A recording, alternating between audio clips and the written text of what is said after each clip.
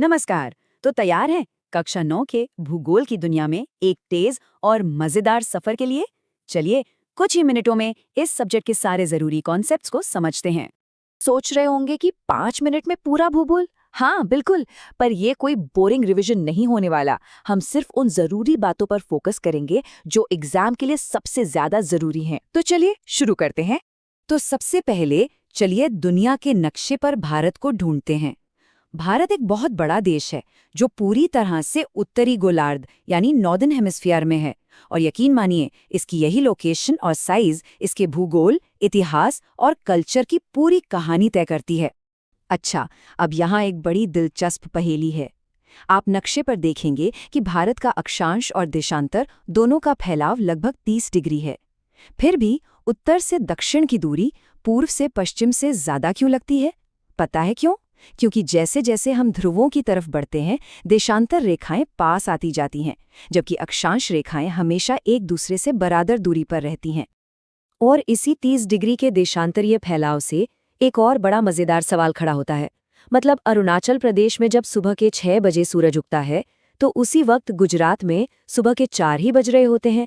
पूरे 2 घंटे का फर्क। तो फिर ऐसा कैसे होता है कि हम सबकी घड़ियां एक ही टाइम दिखाती हैं? इसका जवाब है भारत का स्टैंडर्ड मेरिडियन यानी मानक याम्योत्तर। इस टाइम की कंफ्यूजन को दूर करने के लिए 82 डिग्रीज 30 मिनट पूर्व देशांतर को पूरे देश का स्टैंडर्ड टाइम मान लिया गया। ये लाइन उत्तर प्रदेश के मिर्जापुर से गुजरती है और इसी वजह से कश्मीर से लेकर कन्याकुमारी तक सबकी घड़ी में एक ही टाइम होता है। ये बात याद रखिएगा, परीक्षा में अक्सर पूछा जाता है। चलिए अब भारत की जमीन पर उतरते हैं और इसके अलग अलग रूपों को देखते हैं। एक तरफ ऊंचे ऊंचे पहाड़ हैं तो दूसरी तरफ समतल मैदान। पर अभी हम देखने वाले हैं दो ऐसे इलाके जो एक दूसरे से बिल्कुल ही अलग हैं। ये है हमारा थार का मरुस्थल, रेत ही रेत दूर दूर तक। यहाँ का मौसम एकदम सूखा है, पेड़ पौधे ना के बराबर और बारिश तो बस नाम मात्र की होती है। यहाँ की सबसे बड़ी नदी है लूनी, जो समंदर तक तो पहुंच ही नहीं पाती, रास्ते में ही रेत में खो जाती है। रेगिस्तान की एक बहुत ही खास पहचान है बरकान। ये होते हैं आधे चांद के शेप वाले रेत के टीले। हवा के साथ साथ ही अपनी जगह भी बदलते रहते हैं। अगर कभी जैसलमेर जाने का मौका मिले तो आपको बरकान के बड़े बड़े समूह देखने को मिलेंगे। आप देखिए भारत की असली खूबसूरती, इसकी डाइवर्सिटी।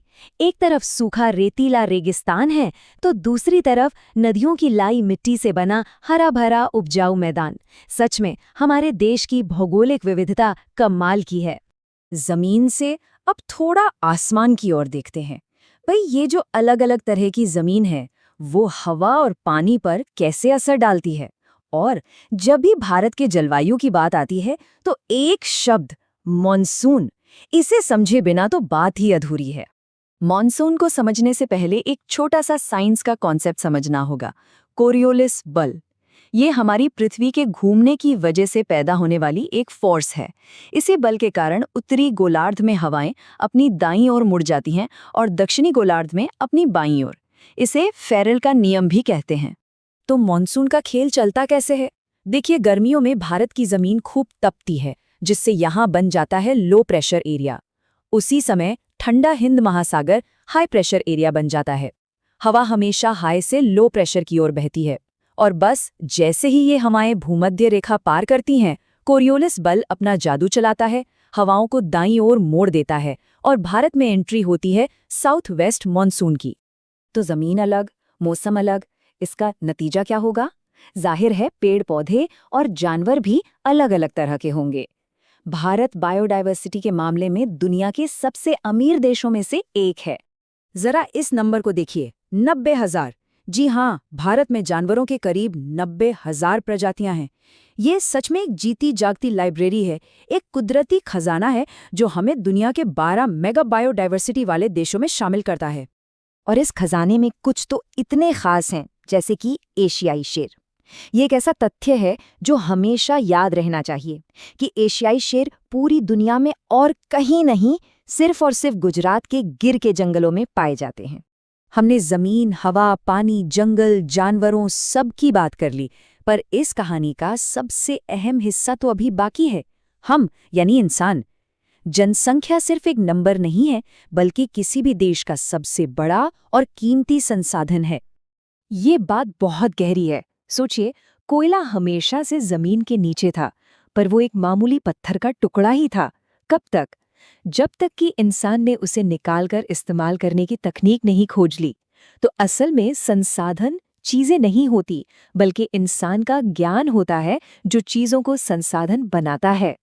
तो अब जाते जाते आपके लिए एक सवाल। कभी सोचा है कि आप जहां रहते हैं वहां का भूगोल, यानी वहां की जमीन, मौसम, आपके खाने पीने, कपड़े पहनने, यहां तक कि आपके घरों के डिजाइन को कैसे तय करता है? भूगोल सिर्फ किताबों का कोई चैप्टर नहीं है, ये वो कहानी है जिसे हम हर रोज जीते हैं।